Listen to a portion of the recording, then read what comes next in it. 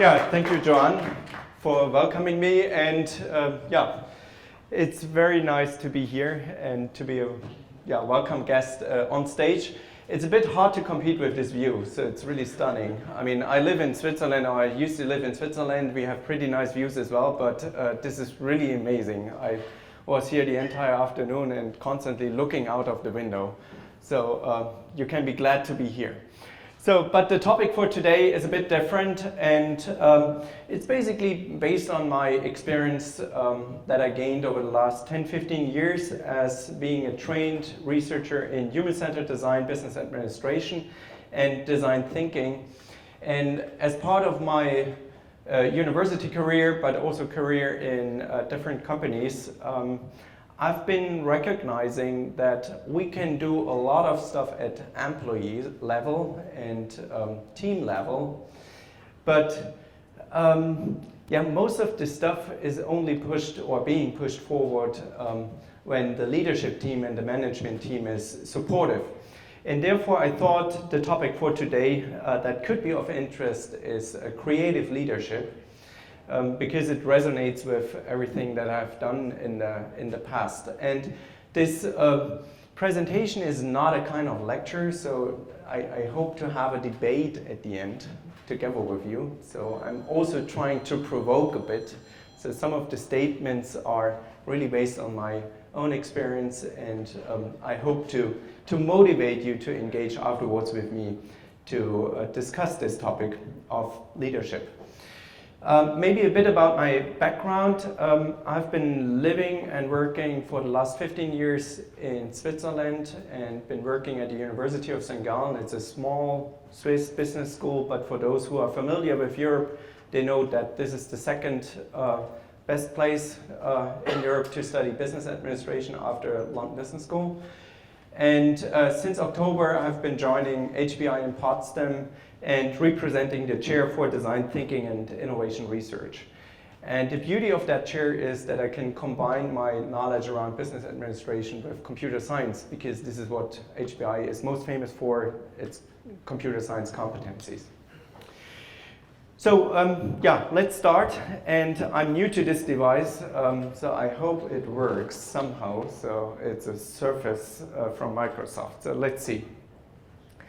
And let's start with some warm-up question, because the audience is quite heterogeneous. So who is or who did managing and leading a team already in its life? So please just give me a status quo. Okay, so it's 50%. Okay, so another question.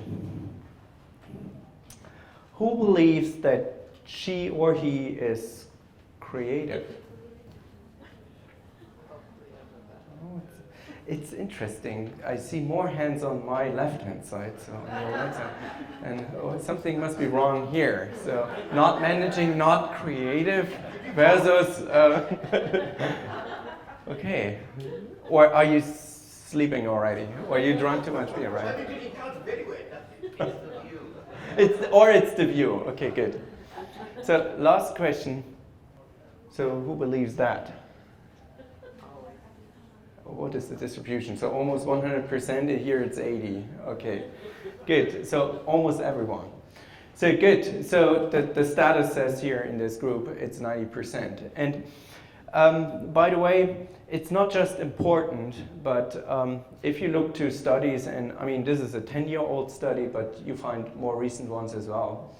Creativity is not just important for management and leadership, but if you ask the leading CEOs, and here in this study from IBM from 2010, they ask around a bit more than 1,500 leaders globally, then creativity is by far the most critical skill that has been seen as an important ability that a leader and manager needs to bring to the table, even before integrity, which is quite interesting, and also global thinking skills. I mean, it's almost half of a group of CEOs said global thinking is only 35% important than creativity itself. So, and this is interesting because when we look at management schools, and I've been at the management school for 15 years, most of the curricula are not teaching creativity at all, right? I mean, it's quite insane. You learn accounting, you learn performance management, you learn legal things, policy making things, but most of the time you don't learn anything about creativity. Let's move on. So how do we define creativity in that context, in the business context? So maybe just a few questions to you. How would you define creativity? Thinking out of the box. So out of the box thinking. Can you make it more precise? So what is it? Huh? Wait. Being up to date. Being up to date. Being up to date. So out of the box, being up to date, and then? Yeah. How to make a person feel like they can't wait to get to work in that morning. Uh-huh. And not in an artificial way. And that to me, I think is... Not in an artificial way. It has to be sincere, and I think you have to mean it. Absolutely, it's got to be sincere and organic. And So it have to go to your heart, basically, absolutely. under your skin. Yes. Yes, it's being realistic and unconventional in your practice. Realistic and unconventional. So this is a pretty good, very close definition to what I will present in a second. So what means realistic? Realistic is not about thinking about trying to solve a problem by thinking like over disruptive, like thinking like science fiction. So not over disruptive, not too far-fetched, right? Yeah. Okay. Anyone else? Thinking in the most simple ways. Why is that important? Thinking in the most simple way. If you make things simple, it's widely accepted. So the acceptance is a criteria as well. Yeah. Finding different ways of achieving a task. Uh-huh. If you have a way of doing, of creating a project or whatever it is, finding alternatives to that project. So finding alternatives. Uh-huh. Gaining new perspectives. Rob. I would suggest that creativity does involve disruptive. So it involves disruptive thinking. So what does involving mean? Is it disruptive then? It should be. It should be. I wanted to say having goodwill. Uh-huh. And that is disruptive, especially in a capitalistic, profit-making environment. That's very disruptive. Okay. Because it's against taking advantage of people and trying to get the most out of them for the least amount of money. Okay. That's interesting. So maybe one final round. The gentleman here. Being disruptive means, it's an art. You use the tools that are available to you to create out-of-the-box solution.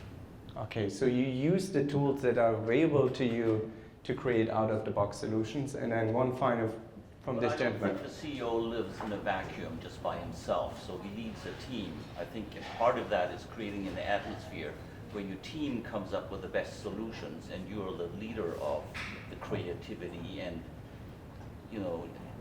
everything that comes.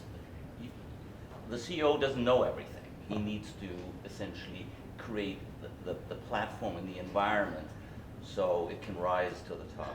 Okay, so this is already pointing out to the leadership itself. Yeah. So the leader itself cannot know everything in the organization and the market environment, so they are also dependent on the team that is surrounding them, right? So let's look a bit deeper. So creativity in business, and when you look at the common definitions, on one hand side, it's pointing out what you already have said. So it was described with maybe being disruptive, being novel, being somehow new.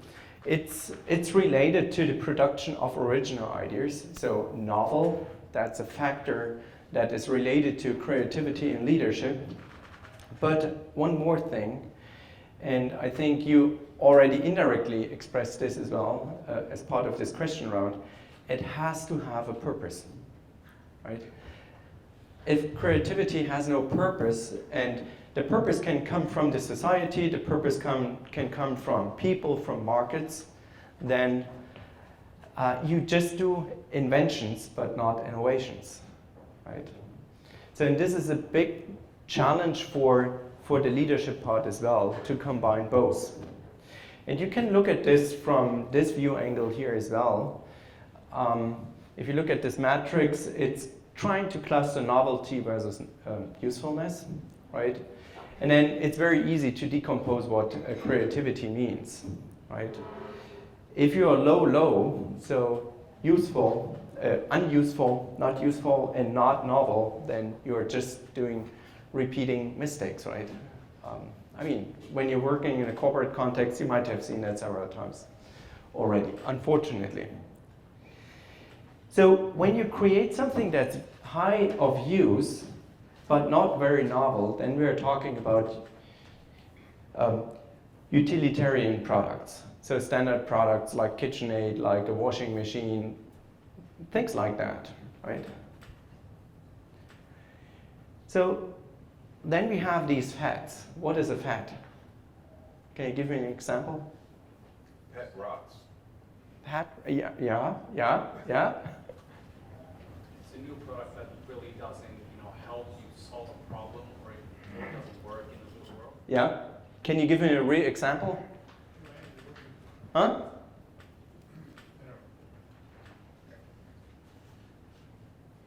I have one. Tamagotchis, right? You know the Tamagotchi? Or are you too young? It depends on your age, right? How you look at it, right? So, I mean, the Tamagotchi is definitely, at least from my point of view, a fad, right? Because it was not useful at all, right? But it was absolutely novel. So we had an electronic egg where we tried to nurture a kind of little animal living in that one. So then, what is a creative product? And I mean, a creative product has always been highlighted by not only novel, but also having a high acceptance, having a high usage to society, to people, to markets. So this is what we are talking about. So how to achieve this, how to achieve these creative products. And how is it possible that these people, and this is just a snapshot, are so amazing to create such products? So now I want to start with one example. So please excuse this here. This happened between the transition of my Mac to Microsoft. So what do you think why I picked these three gentlemen here when I talk about creative leadership? Yeah? We use Google pretty much for everything. So we use Google for pretty much everything, yeah. So but why did I pick these three? Who's the third one? Huh? Who is the third one? The third one? Which one do you mean? The big one. This one? Who's that? Eric Schmidt, okay. When did he came into the organization? Oh, yeah. So but the other one, the other two are known, right? Okay, good. So let's discuss your right-hand side. What are you known for? Would you put them on the same scale? No. When managing Google? Why not? Because I think that they were the ones that were very creative and came up with the idea. Yeah. And Eric Schmidt is very good at executing and organizing and running the business. Excellent. Which is very different from Excellent. a creative idea. Excellent. So this is the reason why I picked this picture. Unfortunately, the video is not running on that device. I don't recall the brand name. So I picked the picture because these three people, they made, at least from my point of view, Google for a very long time successful as a team. because they represent different styles of leadership and management, as you have said. So here, with the two, Sergey Brin and Larry Page, we are talking about not only the inventors of Google, but about people who are very far forward thinking. They are the old Elon Musk, basically, right? So they have ideas that we can't believe in, and that somehow turn out to be true in the future. They do stuff that we can't because we don't have that vision inside. But on the other hand, Eric Schmidt, and I don't want to undervalue him. I think it's a team effort, don't get me wrong. But Eric Schmidt, on the other hand, as you have described, was the one who ran the business, who kept their back free for experiments, for everything that they wanted to do. So he was basically a stereotype of manager. And we will make the difference in the ongoing of the presentation. So he was the manager, and as you have said, he was making sure that the things were right on spot. Right? Do things right. On the opposite, the two gentlemen on the other side, they were the leaders. And they made sure that we do the right things. And that's a big difference. Maybe some people combine both competencies, but most probably not. So these are two competency profiles that we see, leaders versus manager. And there's no good or bad or right or wrong. It's just a matter of facts. So the management function is addicted to efficiency. And this is what their purpose is. So efficiency means setting up drills, setting up, in most of the time, hierarchies inside organizations to ensure that the things that need to be done are done in the best way possible, without any mistakes, without any failures. I mean, if you look to pharmaceutical companies, for example, you don't want to have creativity in the operational processes, right? I mean, by the end of the day, you swallow a drug with the wrong ingredients. So you better want to have a manager in place who is able to manage the production floor in the most correct way as possible, compliant to all the policies that are circumventing them. But that's the manager of production. What about the manager of research? Let's look at this in a second. Good comment. We have a discussion afterwards. So maybe you just call them in the wrong way.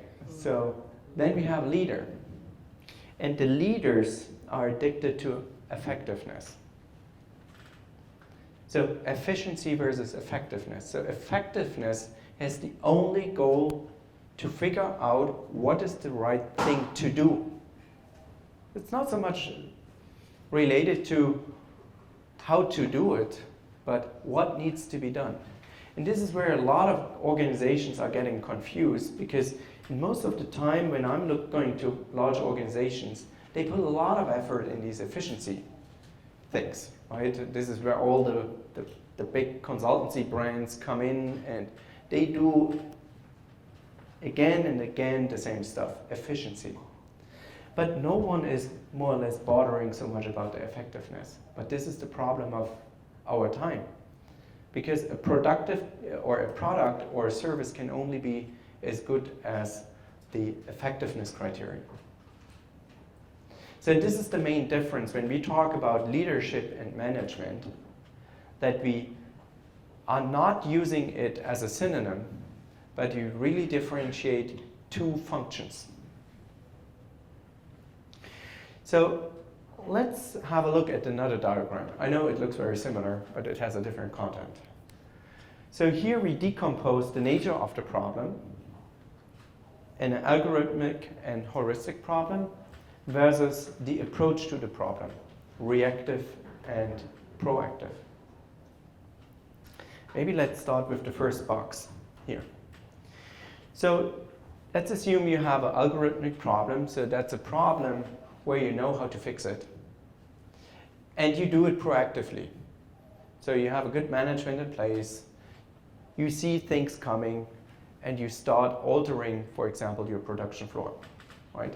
This is what's happening here, maintenance. The other approach is you're a bit lame, right? And you always run behind, or you define this as your strategy. It's called follower strategy. Then you are formulaic. So you're reactive. The other two, on the heuristic level, are either predicament, so that's a problem. So that means you have a heuristic problem which is not easy to solve, but you're reactive. This is what some of the banks, financial institutions are facing right now. So they get bypassed by some startups. And then, if you're a smart company, you're creating your own opportunities by being able to apply a proactive behavior with heuristic problems. So this is how we differentiate the three kinds of management and leadership.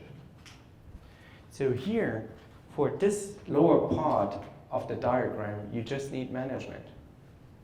If you have that, if this is your strategy, then just apply management as a standard recipe. But if your company is somehow trying to invade into new market spaces, if it's seeking new opportunities, you need to have creative leadership in place. And that's a problem here, the creative management. So this is when you're running behind. So what is creative leadership now? So we define it as the ability to deliberately engage one's imagination to define and guide a group towards a novel goal. So this is coherent to what I said, right? It's a new goal, the opportunity. So keep that in mind. So what does that mean to a creative leader? Creative leaders, so assume this is the area of familiarity. They have on one hand side the ability to converge. So this is what a typical manager has as well. So give it a problem and then they are able to drill down and to make it work. But in addition, a creative leader is also able to diverge. So that means they apply divergent thinking and they are constantly trying to extend their own knowledge and their own perspectives by getting refreshed with new insights from the outside. So what they basically do is they are constantly in the space of discovery. And we will talk about this in a second as well. So what are the characteristics? First, these creative leaders that seek for opportunities, they look for options and not necessarily for plans. For sure, they might have an Excel plan as well somewhere in the drawer. But at the end of the day, it's not so much about sticking to a plan that has been predefined, but looking at the options. And that's a big difference to management, right? Management is working along a predefined schedule and plan. This is what a creative leader doesn't. Second, they look for possibilities. So what does that mean? So if something happens, they always see the good in it and not the problem. So because they're looking for the effectiveness paradigm. They do a lot of experiments. I mean, if you look to the biographies of great leaders of our time, they failed several times. And failing means either on a large scale with entire products, but failing can also mean by running a project against a concrete wall and then it doesn't work, right? But it's not so much a problem if all that happened with good faith, right? And with a lot of energy. Fourth, they have a vision. And you can quickly test this by yourself inside your own organization. Ask someone what he or she thinks to do in 5 years. Do they have a vision for themselves? If not, then they most probably have no vision for your business as well, right? Because it always starts with yourself. So they pursue a vision with intent. They are tireless, challenge assumptions. These are these constant why guys and ladies, right? They don't take it for granted if someone says it only works that way. And they try to empower talent. This means delegate. So they hand over responsibility to everyone in the team. Even if they fail on the go, they turn that again into a learning event, even for others. And then comfortable by spanning boundaries. And I'm precisely looking to the ones who are working in a corporate. You know, you have your silo. Don't leave the silo box. But creative leaders are different. They are trying to span the boundaries between the different departments to connect the dots. So, but now, and now I'm trying to provoke a bit. Is this metamorphosis possible? By looking at you, by looking at yourself. And I would say answer one is maybe, maybe not. My answer two is by the end of the day, you are who you are. And no matter what the leadership literature is telling you about how to become a creative leader, at a certain degree you have to respect that you are who you are, right? And if you are in one corner of the box, then you're in this corner, more prone to that corner. Maybe you are able, but maybe not.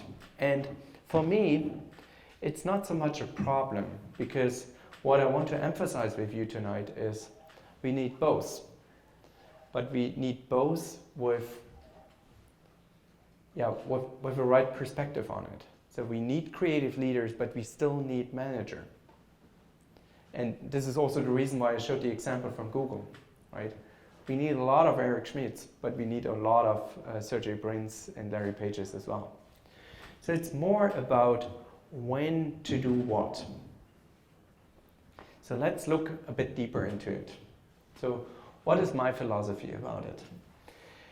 And when I need to decide when to apply what paradigm, I'm looking at an organization like on a heat map. And on a heat map, you have cold areas and you have hot zones, right? So what's the difference? The hot zones, they represent for me kind of wicked problems, unknown, unstable, new challenges, and it's all about effectiveness. So if you look at your business, some parts of your business are in danger. So they require this hot zone philosophy, but some other parts are absolutely cold, which is fine as well, right? They represent known terrain, stable, and efficiency driven. And interestingly, this picture can change, or it changes. It changes basically every month or every year. So the zones are wandering around. And dependent on the zones, I usually define the leadership competency that's needed. So in the hot zone business, you might require real leaders. And you need people who put their full attention on visioning, on forecasting, on motivating people to move on. And in the cold zones, you might just need to have a good manager in place who is able to run a steady business. So you can even more differentiate the hot zones and the cold zones. So the hot zones are more the wicked problems, effectiveness. Usually here you apply the agile paradigms very often. So because you need to figure out on the go, like for every heuristic problem, what to do. And you cannot plan for that. And the structure is more on a team level, and it requires a creative leadership part. But if you look at the cold zones, for example, you have a complete different problem type. right? And therefore you apply also different methods, like the discipline bonds, like waterfall, plan-driven methods. Yeah? And this requires pure management capabilities.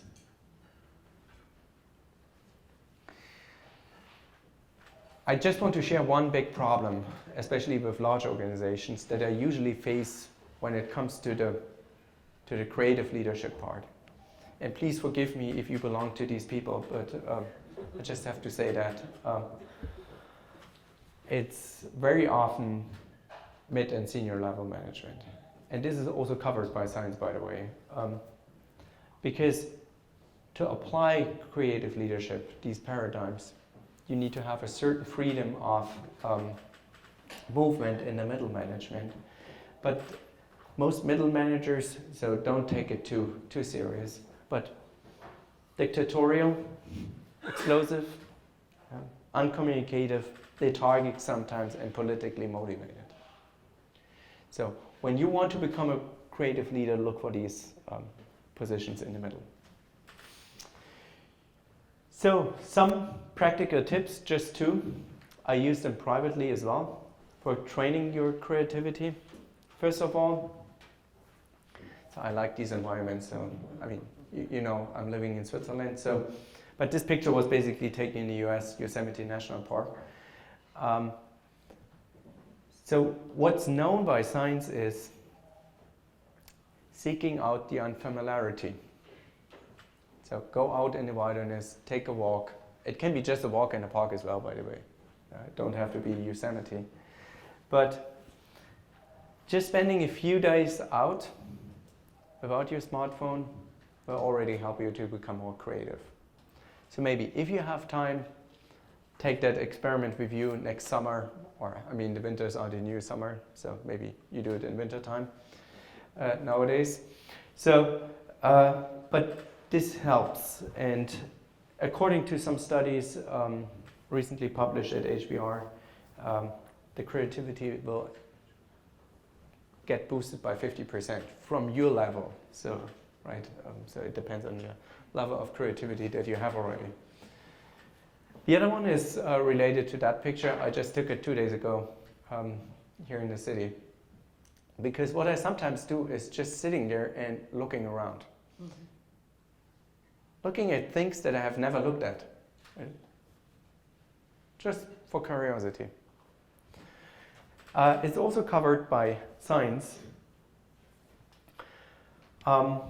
What I'm trying to create, so I take clues from everyday life by observing every little thing and being inquisitive about the how, why, what of things around me. So maybe as a last tip, take this as an opportunity sometimes to sit in a coffee place, not just staring on your computer screen, but maybe turn it off for a minute or two and look around you. An alternative is if you go to work. I don't know if you walk or not. I'm not so familiar with New York, but in my hometowns it's possible to walk on the street.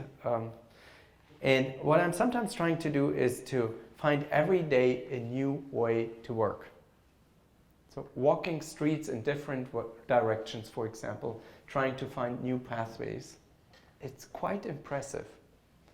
When you're starting looking around, it's really impressive what you see. Because we are usually like little ants. We always run the same trail every day, right? To the same grocery, and then so all the movements are pre-programmed already, and this is untraining our creativity. So if you want to train creativity, try to find other pathways to work. Maybe you take another metro to work, whatever. So hopefully it helps. So that's basically it. And now I'm ready for discussion. Thank you.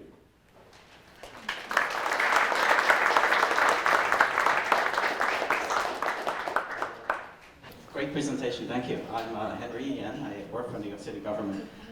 So I think the example you have of Google is a great example of management and the creative side. So what's interesting to me is that the definition of creativity was mentioned earlier that about having original ideas. But as I understand it, Google really, I mean, there's been so many search engines even before that, which makes their success to me, now I think about it, even more impressive.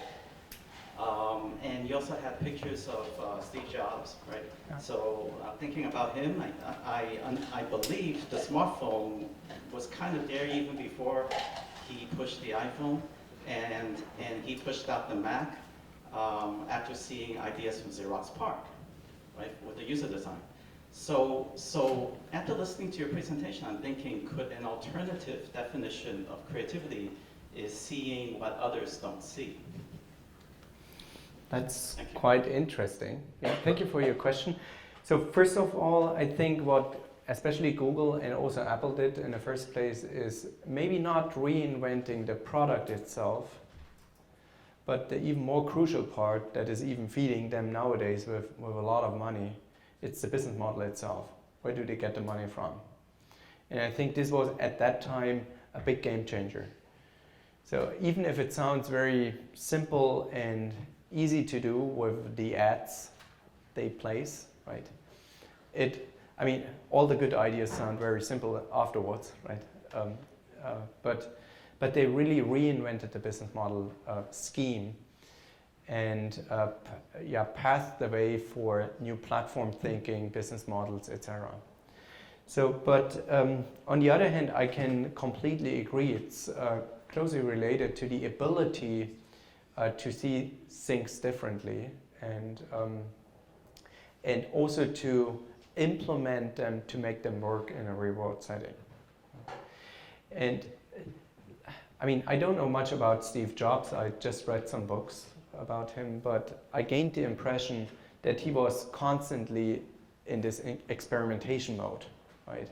He did a lot of products, at least from my understanding in the beginning, that failed horribly, like with the NAC computer device and many other products. They just failed.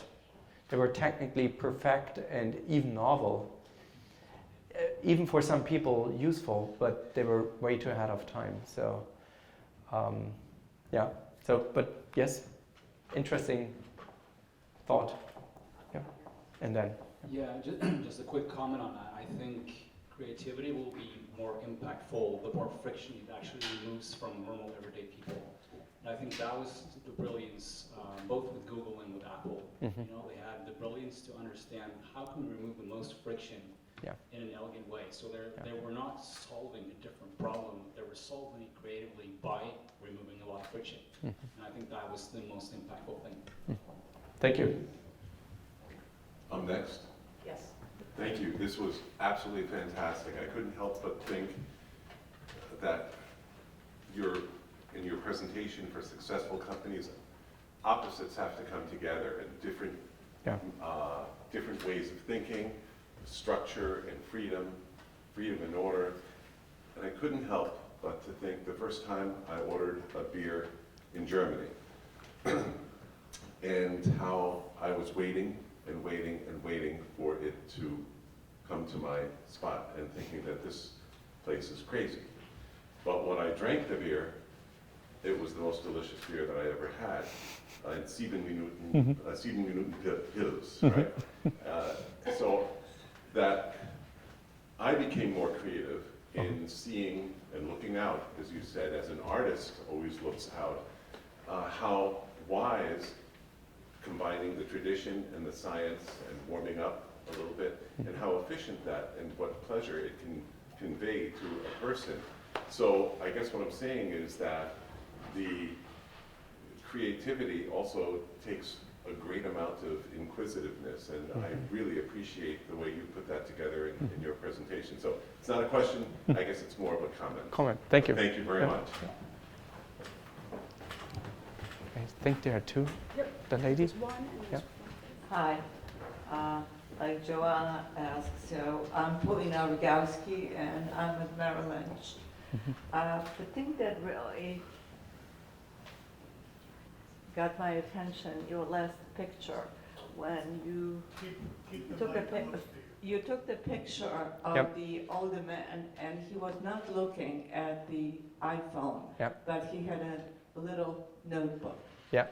And I think this is something that it's very important.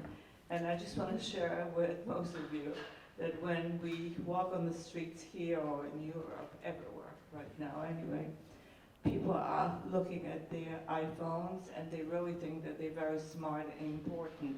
And what I really think it debilitates the creativity of any human being. And I find it very sad. So I'll be really thrilled to see a lot more creativity, but it's got to, you know, iPhone is a very important tool, but let's be reasonable.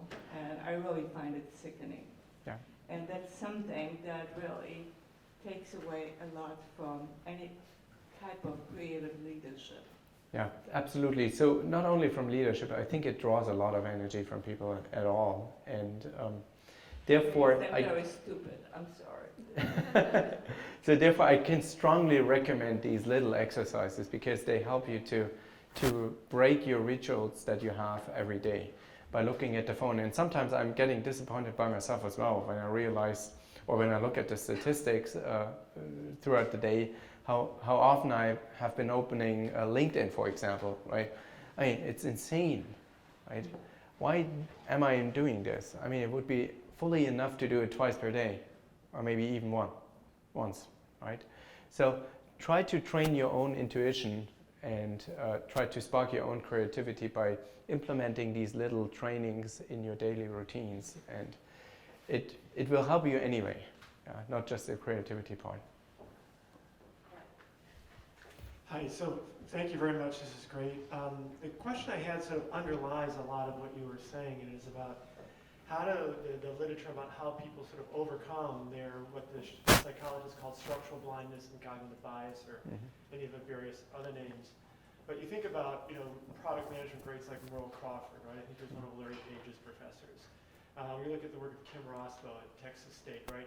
He went to the medical literature. Susie and I were talking about earlier on why people do bad things from a public health perspective, right? And there's these blocks, right? So even within companies, even within the innovation literature, how many incubators do you go to that don't know the stuff that's been out there that's made billions of dollars before, which takes you right back to George Santayana's quote, right? In 1905, those who forget the history are condemned to repeat it. How do you, in your academic world, how do you at HPI, I mean, how do you get people over this structural blindness, cognitive bias that's just so frustrates every aspect of innovation and creativity? Yeah, difficult question. But first of all, it's all about reflection and knowing that you have these biases and that they build up over time. So that's one of the biggest challenges, that a bias is not just disappearing, it's usually coming back in a different form and in a different position. So the first step of not running into these pitfalls again and again and again is being aware of the situation that we all live in this bubble world, and we have to have friends called a team in a business environment that have to help us to overcome this from time to time. And therefore, if I look specifically to my scientific team in Potsdam, it's quite international. And it's very diverse in terms of gender, in terms of age, and having a respective group of such people is at least, I hope, helping me to see myself from different view angles. And then it's also all about accepting critique. I mean, all of my team members are allowed to give me critique, constructive critique every day. And for sure, even as a professor, it sounds sometimes very harsh to get this critique, right? But on the other hand, when I'm going home at night, I'm really satisfied that at least people tell me. Because some of my colleagues, when I'm seeing them, PhD students are very much devoted, and master students even more. Yeah. So I don't want to have that. And therefore, it's important to have a good team, kind of family surrounding you, being honest and constantly seeking for the truth. Yeah. And also different age groups. I mean, The oldest team member in my team is 65, or was 65. He's not part of the team anymore, unfortunately, but having this this historic perspective is super important. I don't know if it answers some of your questions. Yeah, it's not easy. Yeah. Hi, thank you for the presentation. My question is, given this idea, I don't think they apply only for the top leadership, Yeah. the middle management within his scope, Yeah. you can apply them to be creative. Yeah. So the middle management definitely needs to be changed as well.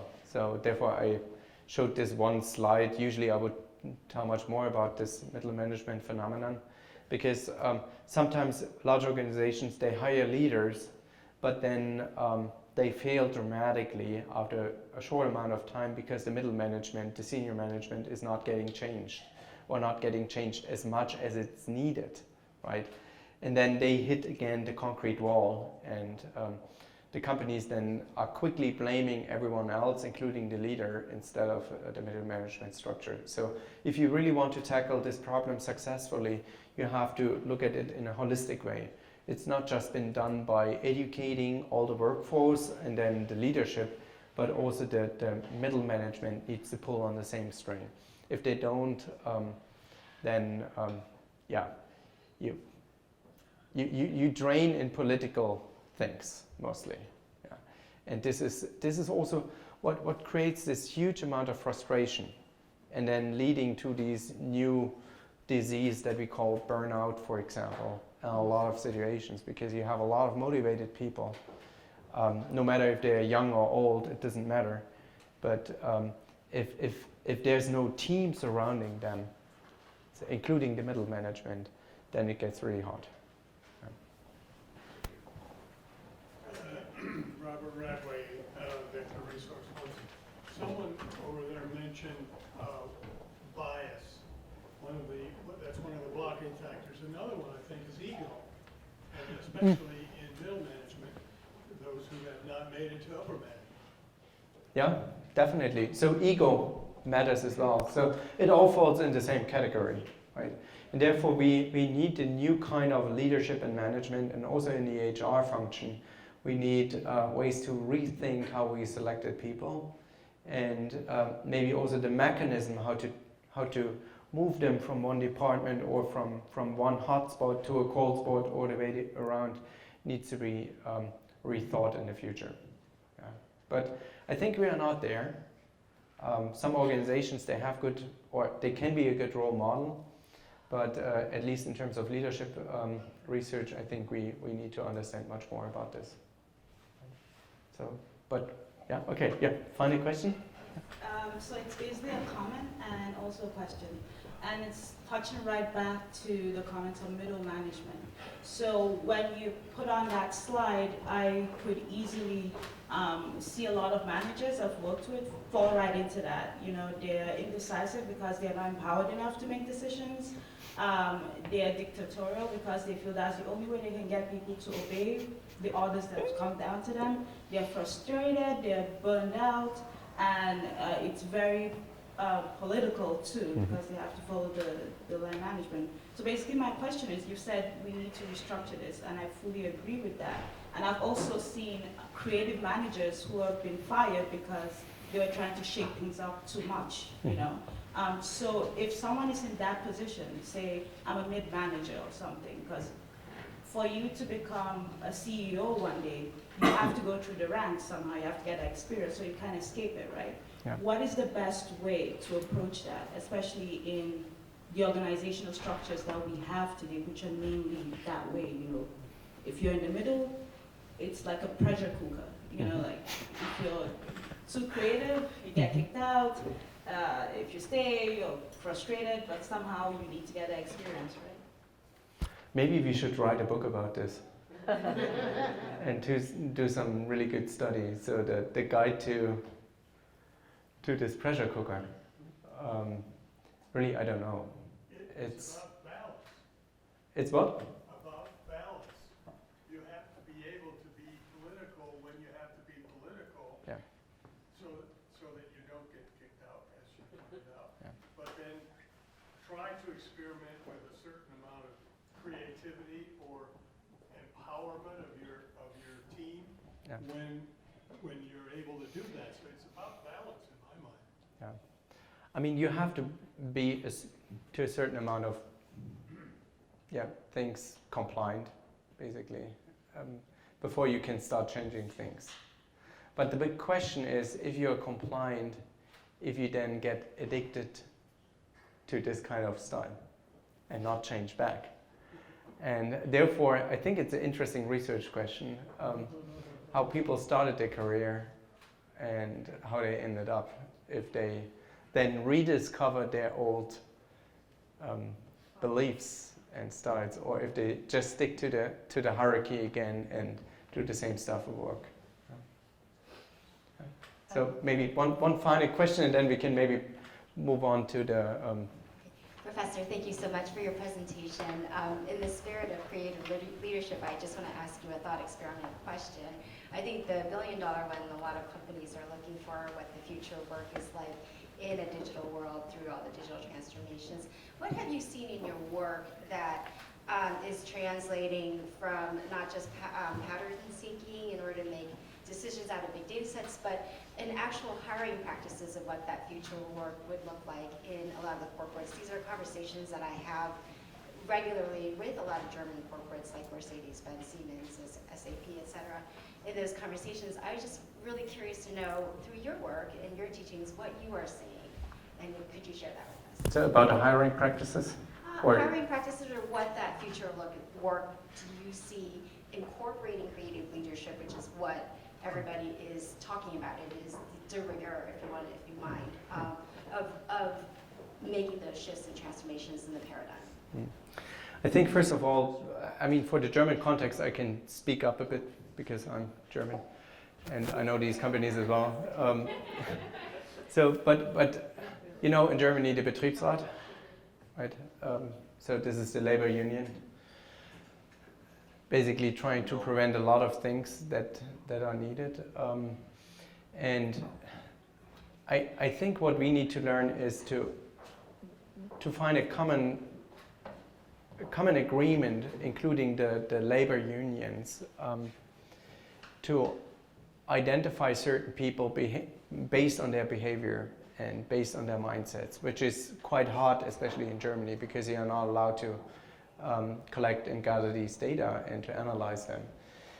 But what I mean is we need the data not to stigmatize people in a bad connotation, but in order to help different kinds of profiles, like management profiles and leadership profiles, to flourish in a better way, like they did in the past. And especially when it comes to the creative leadership part, it's absolutely underexposed. So I think it's not on the radar because the management part is kind of easily, or we know how to measure management.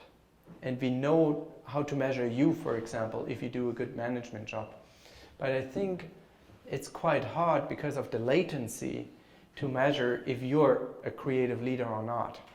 Because it takes sometimes a very long time before you can create an impact. Now that's creating a problem, and so therefore raising the awareness for HR is of utmost importance, and maybe also finding new measures how to identify these people and getting also the permission to gather these data. I think here in the US it's a bit easier, also in Switzerland, so you can do all these behavioral tests at a certain management level, but in Germany it's sometimes quite tricky. I look forward to your book. Good. So let's give Falk a hand. Thank you so much.